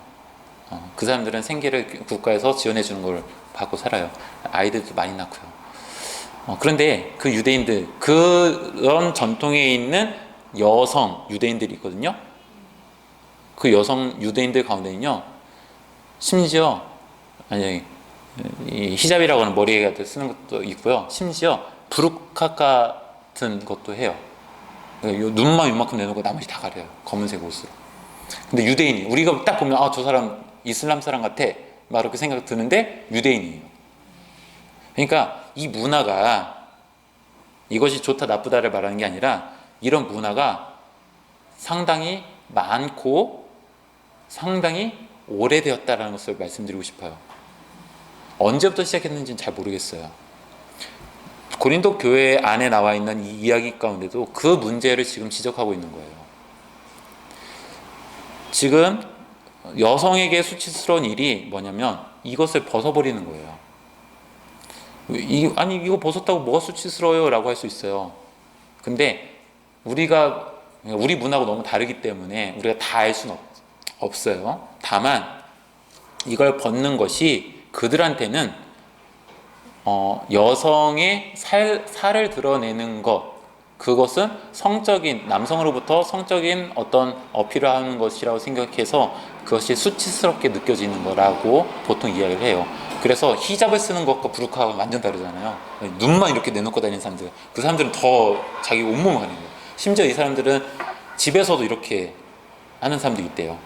집에서도. 되게 다르죠? 자, 여기서 볼 수 있는 거는 그런 문화가 있다라는 거. 근데 그 문화가 이슬람에만 있는 게 아니라 유대인 안에서도 있었다라는 거. 그리고 사도 바울이 그것을 알고 있었고 그것을 나쁘게 생각하지 않고 있다라는 점. 그거를 좀 먼저 전제로 깔고 가야 됩니다. 아셨죠? 이건 전제예요. 그게 좋고 나쁘냐 우리가 따질 문제가 아니라 그들의 문화 속에서 그거는 그냥 전제되어 있는 거예요. 자, 여기서 사도 바울은 어떤 이야기를 하냐면요, 내가 고린도 교회에게 뭔가 좋은 가르침들을 했고 그것을 너희들이 잘 했다라고 이야기를 했어요. 먼저 그 가르침에는 이런 것들이 있는 것 같아요. 13절에 보면요, 너희가 스스로 판단하라. 11장 13절, 너희가 스스로 판단하라. 여자가 머리를 가리지 않고 하나님께 기도하는 것이 마땅하냐? 라고 되어 있죠. 여기서 하나님께 기도하다라고 되어 있잖아요. 여러분, 이 기도는 그냥 집에서 혼자 하는 기도가 아니라 공식적인 예배 가운데 하는 기도예요. 그러면 여성이 기도한다? 이거는 여성이 예배에 직접적으로 참여하고 있다는 거예요. 지금 사회에서는 뭐 당연한 건데 이 당시로서는 파격적인 거예요. 여성이 어떤 예식에 참여한다? 그냥 옆에서 볼 수는 있어도 참여한다? 이거는 다른 거예요. 근데 사도 바울이 그것을 허용했던 것 같아요. 교회 예배 가운데 여성들이 함께 참여하는 거, 그러니까 그러니까 뭔가 예식을 하는 걸 옆에서 지켜보는 것과 그 안에 직접적으로 나도 동참하여 뭔가를 노래를 하고 기도를 하고 직접 그런 것이 허용이 되느냐의 문제가 완전 다른 거죠. 근데 교회는 적어도 사도 바울은 고린도 교회 안에 여성들이 예배에 직접 참여하는 것을 허용했던 거예요. 그러니까 엄청난 파격적인 허용이라고 볼 수 있어요. 그런데 문제는 그것을 넘어서서 머리 쓰는 것이 그들의 문화인데, 여성이 머리에 이런 걸 쓰는 것이 그들의 문화인데 그것을 벗어버린 여인들이 있다는 거예요. 예배 가운데. 이것이 그럼 과연 옳으냐라는 질문에 대하여 바울은 그거는 아니다. 여성이 예배 참여하는 것은 분명하게 내가 허용한 부분이고 그것이 좋다라고 생각한다. 그러나 이것을 벗어버리고서 기도를 한다? 그거는 말이 안 돼. 그것에 대하여 바울은 11장 7절부터 12절에 이제 뭐 신학적으로 설명하려고 해요. 근데 그 설명이 조금은 완벽하진 않아요. 왜냐면 이 고린도 전서에 있는 내용들뿐만 아니라 다른 서신들, 그러니까 사도 바울의 어떤 그런 신학적인 견해들과 비교해 볼 때에 마찰이 일어나요. 아니, 그리고 앞에 이미 이제 조금 그런 여러 가지 있는데, 그 사도 바울이 자신이 교회 안에서 예배를 허용했음에도 불구하고 이런 것에 대하여 머리 쓰는 문제를 남성과 여성의 문제로 이제 보는데요. 여성은 남성 아래에 있다. 이런 느낌이 드는 거죠. 여성이 남성 아래에 있고 그 위에 하나님이 있다. 뭐 이런 식으로 설명을 하려고 해요. 왜냐면 창조 때 하나님이 그렇게 창조를 하셨다. 그런데 사도 바울의 다른 서신들을 보면 그렇지가 않아요. 남성과 여성을 동등하게 이야기하거든요. 그러니까 사도 바울도 이 문화를 어떻게든 신학적으로 설명을 하려고는 하지만 완벽하지는 않은 거예요. 그러니까 좀 머뭇머뭇하다가 결론적으로 하는 이야기가 13절부터 16절이죠. 너희는 스스로 판단하라. 여자가 머리 가리지 않고 하나님께 기도하는 것이 마땅하냐? 그러니까 관습, 너희가 생각하는 그 관습 속에서 그게 마땅하다고 생각하냐? 한번 생각해봐라. 이런 식으로 설명을 해버립니다. 그러니까 조금은 완벽하지 않지만 사도 바울도 그런 문화에 대해서 완전히 거부할 수는 없었던 것 같아요. 그러니까 사도 바울이 이렇다고 해가지고 여성이 머리에 쓰는 게 그러면 써야 된다, 우리 교회에서도 그렇게 해야 된다 라고 할 수 있나요? 아니에요. 이건 문화예요. 그들의 문화. 그러니까 쓰는 것을 우리가 비난할 것도 아니고 안 쓴다고 해서 우리가 비난받을 것도 아닌 거죠. 단지 그것을 사도 바울은 어떻게든 신학적으로 설명하려고 했지만 그 설명이 자기 안에서도 조금은 완벽하지 않은 것 같다. 이렇게 설명드릴 수 있을 것 같습니다. 자, 주의 만찬과 관련된 이야기가 이제 또 나오는데요. 제가 벌써 12시 9분인데 제가 30분까지 어떻게든 끝내도록 하겠습니다. 주의 만찬과 관련해서 이런 이야기가 있습니다. 주의 만찬을 훼손한 사람들이 있다라고 사도 바울은 이야기합니다. 이 훼손이라는 것은 무엇이냐면 이런 거예요. 아까 이방 우상들의 신전에서도 먹는 것이 하나의 예식이었던 것처럼 교회 안에서도 식사가 하나의 예식으로 자리매김한 거예요. 근데 이때 교회 안에서는 이 먹는 것이 그냥 단순한 어떤 것이 아니라 중요한 어떤 예식이 있었어요. 뭐냐면 우리가 소위 말하는 성만찬과 같은 그 과정이 포함이 되어야 되는 거예요. 성만찬 예식의 어떤 그런 과정들이. 그래서 거기에서 이제 주님께서 그 제자들에게 축사하신 이야기들이 쭉 나오고 있는데 그것들이 주님께서 제정하신 거고 그걸 통하여 주님의 몸을 기억하고 주님의 죽으심을 기억하는 것, 그것이 주의 만찬의 핵심이다라고 했어요, 사도 바울은. 그런데 어떤 이들이 기다리지 않고 먼저 먹는 거예요, 음식을. 다른 사람들 아직 오지 않았는데 막 먹는 거예요. 그거에 대해 사도 바울은 비난하죠. 그렇게 하면 주의 만찬이 될 수 없다. 왜냐? 그 만찬을 먹는 것 자체가 주님께서 말씀하신 것을 기억하는 예식인데 이거를 서로 따로따로 먹는다? 심지어 누가 하나가 그걸 다 먹어버린다? 그거는 교회에서 있을 수 없는 일이다. 그런데 그럼 과연 누가 그걸 먹을까요? 누가 먹을까요? 요즘 여러분도 혹시 그런 집 있나요? 식사할 때 주방에서 열심히 뭐 엄마하고 여성분들이 열심히 음식 준비해가지고 막 내놓으면 남자들 딱 식탁에 앉아가지고 갖고 오는 대로 먼저 혼자 먹고 있는 그런 집 있나요? 있을 수 있어요. 뭐 우리 문화 속에서 그게 아주 오랫동안 있었고 또 그런 것에 대해서 이게 무감각하게 무감각 뭐 그것이 나쁘다고 생각하지 않는 분들이 있으니까요. 그걸 비난하고 싶지는 않아요. 하지만 그런 분들이 있죠. 그런데 보면은 누가 음식을 좀 빨리 먹나요? 그런 가운데서 남자라고 하지 말고 좀 다르게 표현하면은 일하는 사람, 일하지 않는 사람. 일하지 않는 사람이 먼저 먹죠. 시간이 많은 사람, 시간이 없는 사람. 시간 많은 사람. 그러니까 뭔가 좀 더 힘이 있고 뭔가 위에 있는 사람인 거예요. 먼저 먹는 사람들. 힘이 없고 좀 뭔가 연약한 사람들은 그것을 준비하거나 아니면 늦게 오거나 뭐 더 바쁘게 살다가 막 이렇게 오는 사람들인 거죠. 그 당시에 지금같이 시계가 없었을 거예요. 그래서 몇 시, 야 12시 예배야, 11시 예배야, 11시 시작하면 땡 하면 시작할 거니까 너 그때까지 와야 돼 했지만 12시 땡 하고서 오는 사람들이 없는 거죠. 왜냐면 그 당시에 그런 시간 개념이 아니라 그냥 대략적으로 시간이 정해져 있는 거잖아요. 근데 미리 음식이 딱 준비되어 있으면 왜 안 와 하면서 먹는 거. 그렇게 하는 사람들은 누굴까? 아마 그 집에 사는 사람. 누구냐면 가정교회라고 했죠? 다른 외부에서 오는 사람들이 아니라 그 집에 있는 주인, 힘있고 돈 많은 사람, 이 사람들인 거죠. 참고로 고린도라는 지역이 아주 뿌리 깊은 오랜 역사 가운데 자리매김한 그런 곳이 아니라 100년밖에 안 된 아주 짧은 역사를 갖고 있는 도시였어요. 그곳에서 사는 사람들이 빈부격차가 엄청났던 거예요. 빈부격차가 엄청나고 또 그 가운데 새로운 일거리, 돈을 찾아서 온 사람들이 많이 유입되다 보니까 그 양극화 현상이 많이 있었던 것 같아요. 그 사람들이 결국에는 교회 공동체의 구성원인 거예요. 그 가운데 빈부격차가 있는 거죠. 권력의 계층의 격차가 있는 거죠. 주의 만찬을 훼손한 사람들이 누구냐? 결국 높은 사람, 힘 있는 사람, 부유한 사람인 것이죠. 사도 바울은 그것에 대해서 용납하지 않습니다.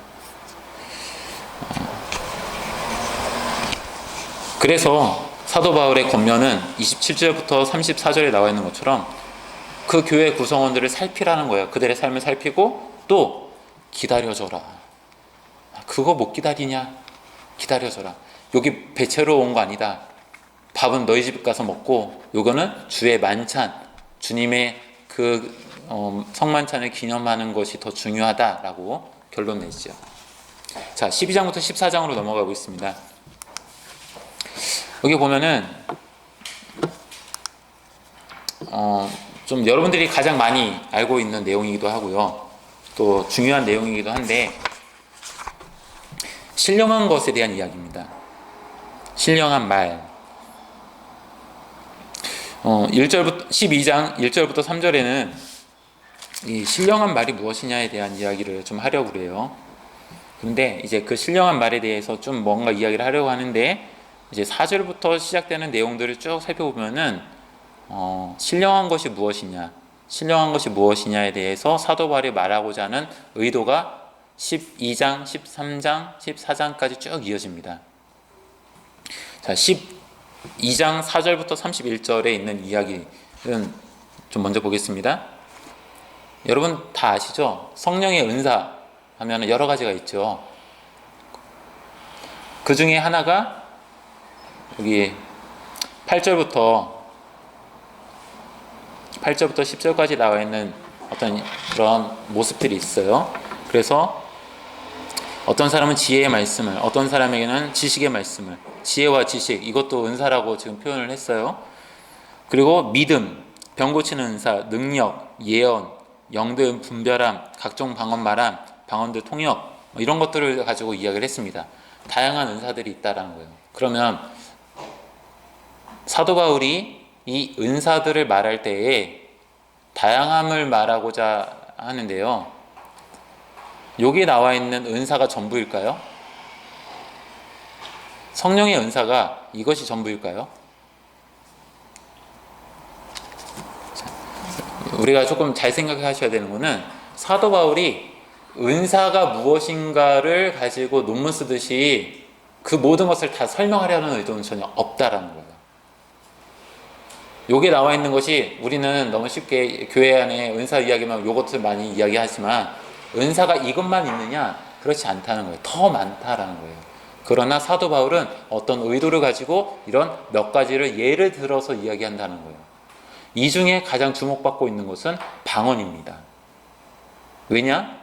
방언이 고린도 교회 사람들에게 가장 자신의 신령함을 드러내는 중요한 은사였거든요.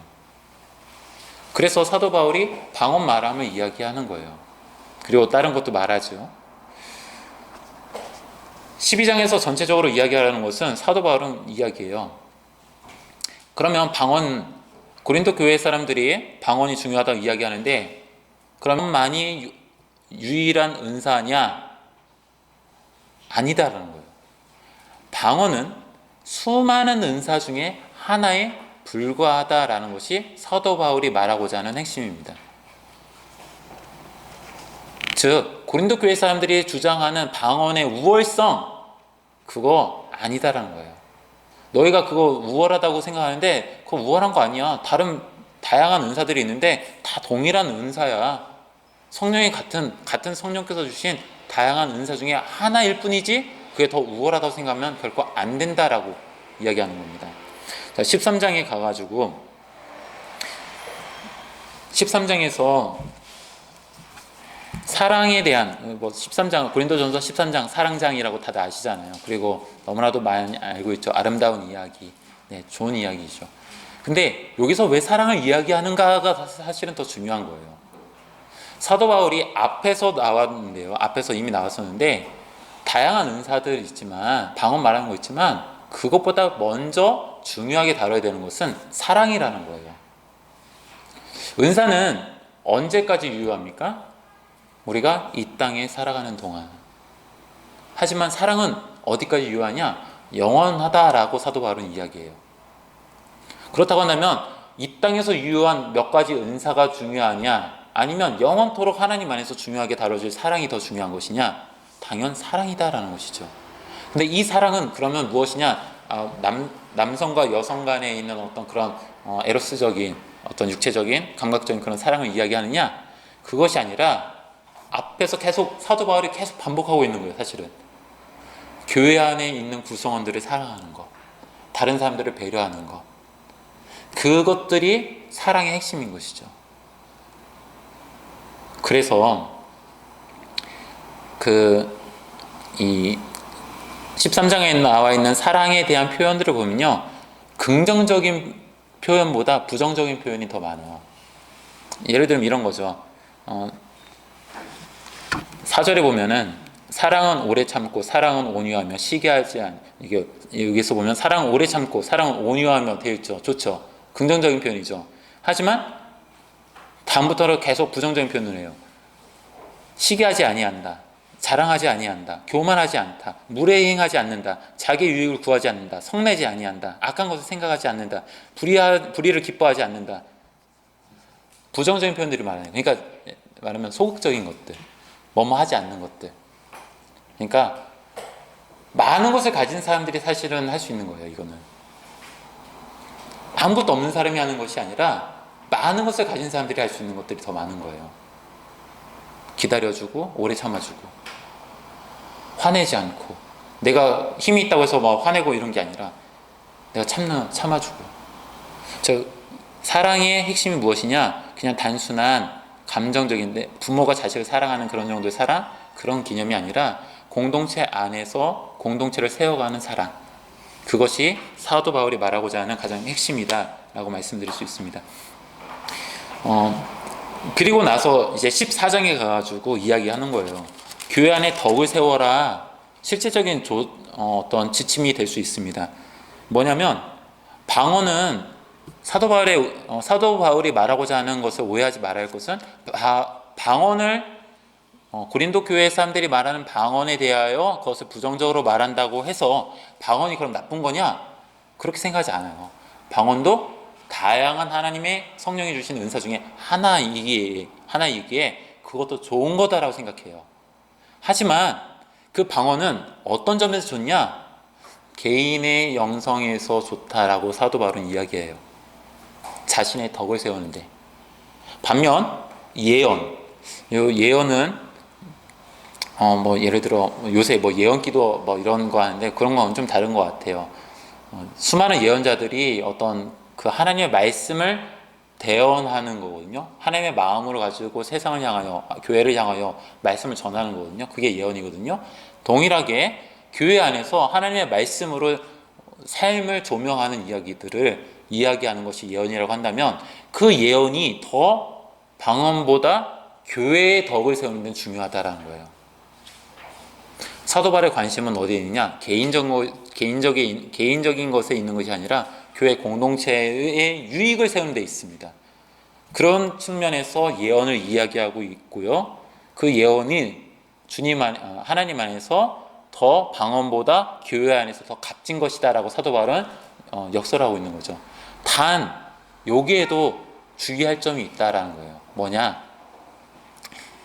방언도 은사 중에 하나이기 때문에 그것을 무시하지는 않지만 방언을 하려면 그 방언이 교회 안에서 덕이 되려면 통역하는 은사를 가진 사람이 그 안에서 있어가지고 알아듣게 해야 된다는 거예요. 알아듣게. 교회 공동체가 알아듣게.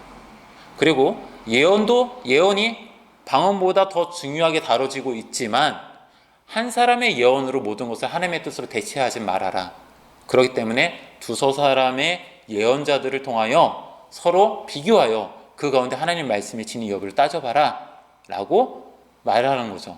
그것이 질서를 세우는 방법이다라고 말하는 것입니다.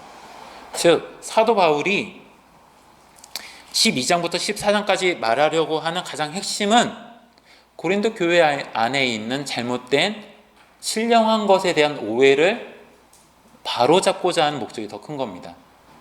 그것을 가지고 좀 더 실제적인 조언도 하지만 가장 중요한 것은 교회 공동체의 덕을 세우고 교회 공동체 전체를 생각하는 사랑의 마음으로 너희들이 살아가야 한다라는 이 메시지를 전하고 있는 것이죠.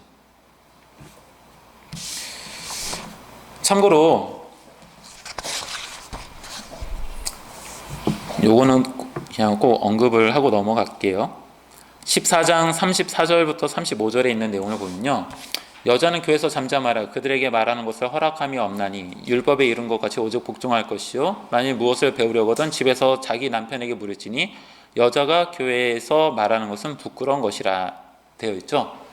참 교회 안에서 좀 다양한 해석도 있고 또 오해되는 그런 구절 중에 하나이기도 합니다. 이것 때문에 갑론을박 여러 가지 이야기들도 있어요. 저는 개인적으로 이제 성서학을 공부한 사람이고 성서학적으로 좀 보려고 좀 노력하는 사람인데요.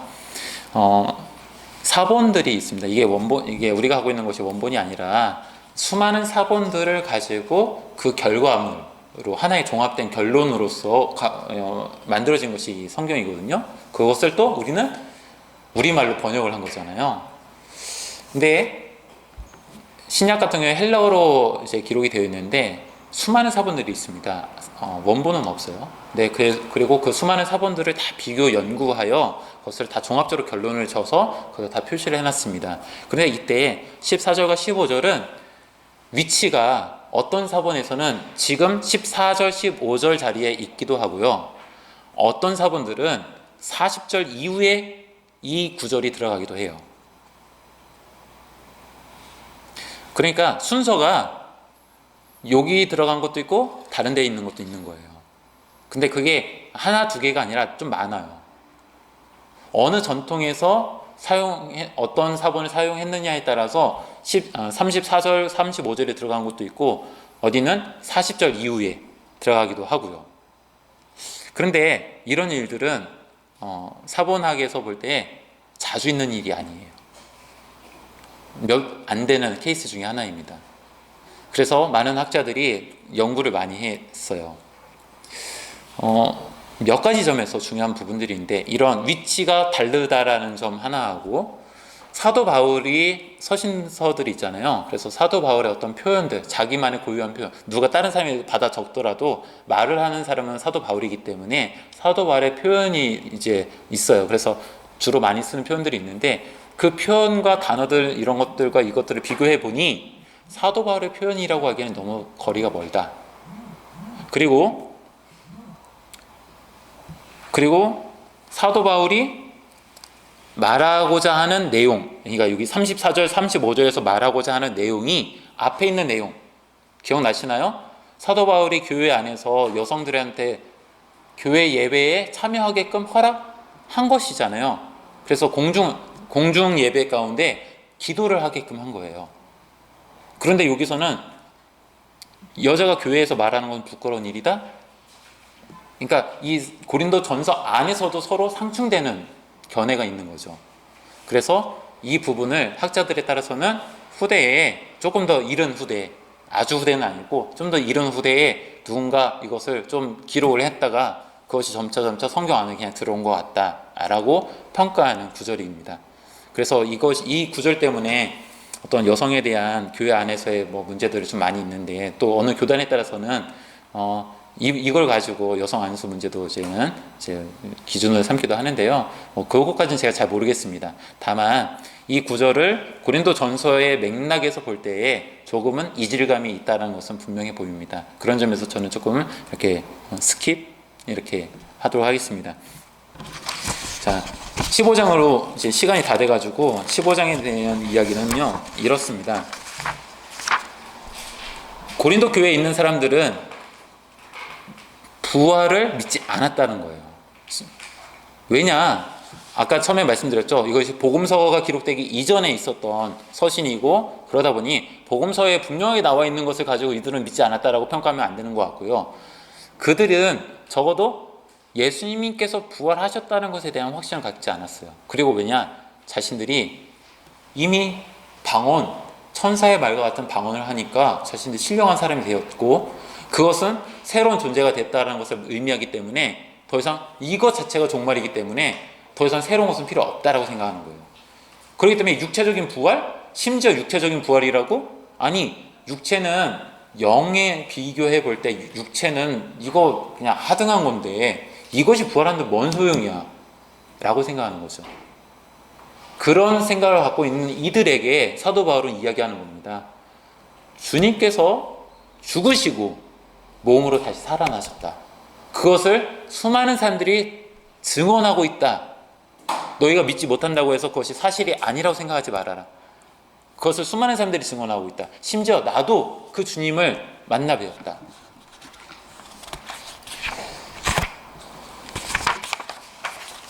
그리고 그 주님께서 부활의 첫 열매가 되심으로써 육체가 다시 살아난다는 이것이 주님께서 첫 열매가 되셨기 때문에 그것을 부정하는 고린도 교인들의 어떤 생각은 잘못된 것이다. 그러면 육체로 살아난다는 것이 그러면 또 언젠가 육체는 또 죽는 거 아니냐? 그렇게 말한다면 새롭게 부활된 육체는 썩지 아니할 육체로서 부활하는 것이다. 그건 완전 새로운 것이다. 그것이 진정한 종말의 순간이다 라고 사도 바울은 이야기하는 겁니다. 그렇기 때문에 부활이 죽음에 대한 승리가 될 것이다 라고 못 박아 힘주어 강조하는 것이죠. 마지막 연보에 대한 이야기가 또 이제 언급이 되는데, 연보는 이제 이스라엘 땅에 있었던 어떤 극심한 가뭄 때문인 것으로 추정을 합니다. 그래서 이 연보를 보내는 것을 이제 고린도 교회에서도 생각하는 거예요. 그러니까 고린도 교회 사람들이 돈이 없어서 막 안 주려고 하는 게 아니라 막 주려고 해요. 사도 바울한테 주려고 하고, 하지만 사도 바울은 그걸 안 받으려고 하는 거고, 하지만 사도 바울은 자기에 대한 건 안 받지만은 유대인 공동체에 있는 교회들을 이 공동체를 향해서 보내고자 하는 연보는 받아서 전달하겠다는 의사를 밝히죠. 그리고 그것이 떨어져 있지만 유대인들을 중심으로 한 기독교 공동체와 이방인들을 중심으로 한 이 기독교 공동체 서로 간의 연합, 연대를 이루는 중요한 수단으로서 이 연보, 헌금을 생각하기도 한 것 같습니다. 그거에 대한 이야기들이 거기 있습니다. 끝 인사를 이제 뭐 하면서요, 거기서 이제 여러 가지 그냥 사람들의 이름이 거론이 되고 또 사도 바울의 이야기가 있습니다. 오늘은 여기까지입니다. 지금 30분이고요. 처음에 약속했던 시간보다 조금 더 오버했지만 여기서 마치도록 하고요. 올해 언제죠? 10월인가 11월인가 그때 이제 고린도 후서가 또 있어요. 이제 그 후서는 이제 그때 또 산책을 통해서 또 다시 한번 이어가도록 하겠습니다.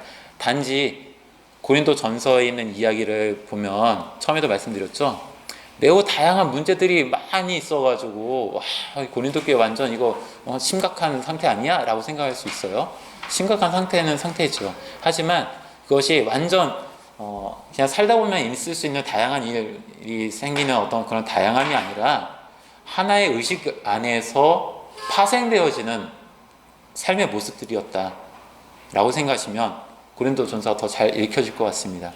오늘 그런 관점에서 설명을 드렸고, 또 6월 한 달 이제 묵상하실 때에 매일매일 묵상하실 때에 그 생각을 가지셨으면 좋겠어요.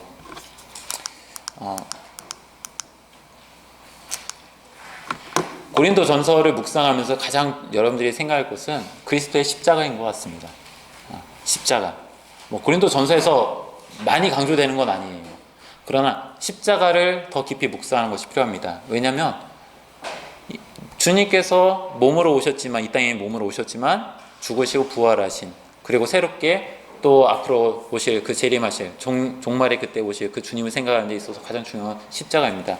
사도 바울이 십자가의 역사를 앞에서도 했어요. 그리고 부활에 대한 이야기를 했고요. 또 사랑에 대한 이야기 너무나도 강조했죠. 근데 왜 사랑에 대한 강조를 이렇게 많이 했습니까? 교회 공동체를 위해서, 교회 공동체 안에서 사랑보다 더 강조되어야 할 것은 없다라고 사도 바울은 이야기합니다. 그리고 그 사랑을 통하여 연합을 이루는 것. 맨 뒤에 연보의 이야기가 나오지만 사실 맨 앞에는 이런 이야기가 있었잖아요. 바울파, 아볼로파, 게바파, 그리스도파, 나뉘어진 공동체. 그러나 이것들이 서로 사랑 안에서 다시 하나 되는 것, 그것을 사도 바울이 고린도 전서를 통해서 강조하고 또 전하고자 하는 메시지가 아니었을까라고 생각합니다. 여기서 마치도록 하겠습니다. 제가 기도하겠습니다. 사랑해 주님 감사합니다. 오늘 고린도 전서 성경 산책을 통하여 고린도 전서에 담겨있는 말씀을 전체를 살펴보게 하시니 감사합니다. 고린도 전서를 이해하는 데 있어서 너무나도 중요한 것은 고린도 교회의 상황이, 특별히 고린도 교회의 교인들의 생각이 무엇이었는지를 아는 것 같습니다. 그들이 왜 이렇게 살아가고 있는지, 또 그들의 삶의 모습이 무엇인지 우리가 1시간, 2시간 넘게 또 이야기 나눴습니다. 주님, 고린도 전서를 통하여 고린도 교회의 어떤 그 안에 있었던 성도들의 문제를 살펴보았다라고 한다면, 이제 앞으로 한 달 동안 우리가 묵상하며 나아갈 때는 교회에 있는 교인들의 문제를 통하여 오늘 나의 문제, 교회 안에 있는 우리의 문제를 발견하는 시간이 되도록 인도하여 주시옵소서. 그리하여 우리의 교회가 각자의 어떤 신앙의 탁월함을 주장하는 것, 그런 것이 만연된 그런 공동체가 아니라 서로를 배려하며 서로를 사랑하며 또 지도자와 모든 성도들의 사랑으로 연합된 그런 귀한 교회가 될 수 있도록 특별히 우리 모든 성도들, 우리 모두가 되게 하여 주시옵소서. 그렇게 인도하시기를 간구하며 모든 것 감사드리며 예수님의 이름으로 기도합니다. 아멘. 네, 감사합니다. 네, 네.